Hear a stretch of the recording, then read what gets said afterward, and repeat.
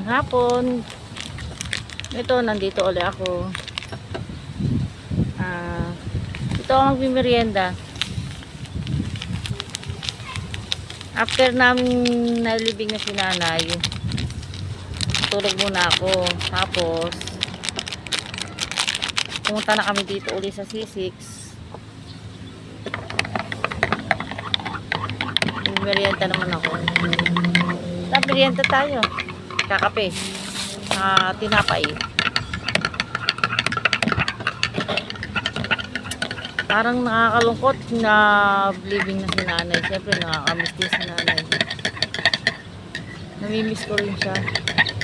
Yung pabalik-balik niya sa amin. Siyempre inalagaan mo rin siya. Inalagaan ko rin si nanay.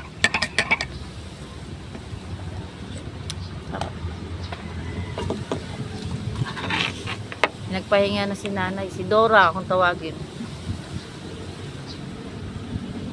Tara, kape tayo. Saka tinapay, yung may gatas.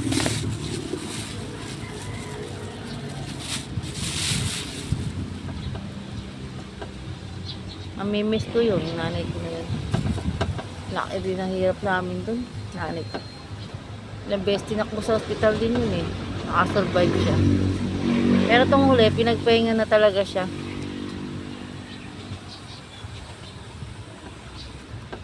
Doon na raw siya ni tatay, sabi niya kapatid ko. Iisip, nakakamiss talaga. Pag maiisip mo, parang hindi pa talaga siya patay, no? Mimiss mo siya pag naalala mo lang. Alala mo siya. Makulit na lang yung sasabi. Tumawag ka, tawagan mo yung kapatid ko. Uuwi na raw siya. Laging sinasabi, uuwi na siya, uuwi na, ganun. Ayun ako. Buhay talaga natin. Hindi natin naalahawak. Laging handa tayo kasi hindi natin alam ang bukas natin. Kung tayo ay buhay pa o ano. Pero bago nagpaalam yun, nagpasalamat sa amin yun. Umatin pa siya ng Thanksgiving. Di ba nakakatuwa? Umatin pa siya ng Thanksgiving nun. Tapos binanding pa yung mga anak ko.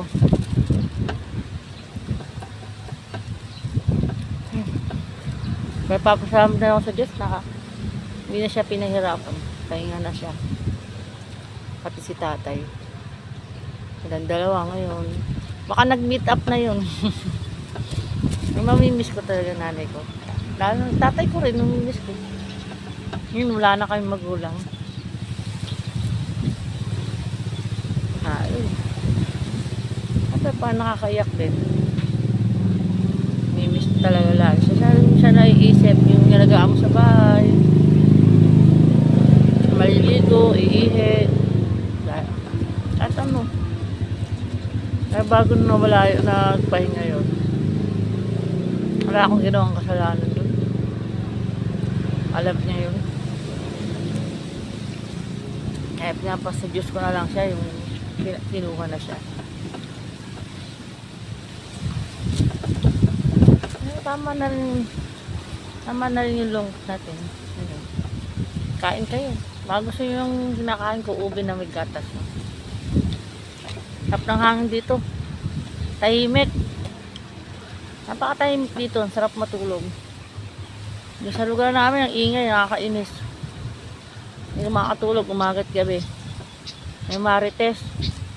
Ingay-ingay ng mga marites. Tapos, mga napapatugtog. Kala mo, araw-araw, may piyesta.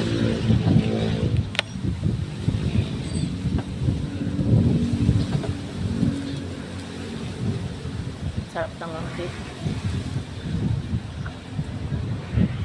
Kape. Sarap.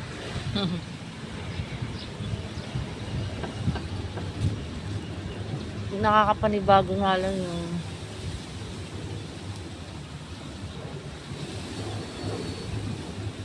nawala na sila. Pare silang nawala na. Pahinga sila. Hindi mo akalain yun. Biglaan silang magiging ulirang ano namin. Wala na yung magulang namin.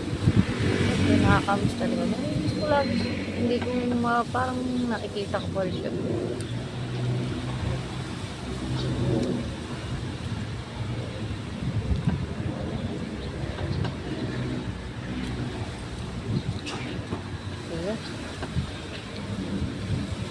Sige, bye-bye.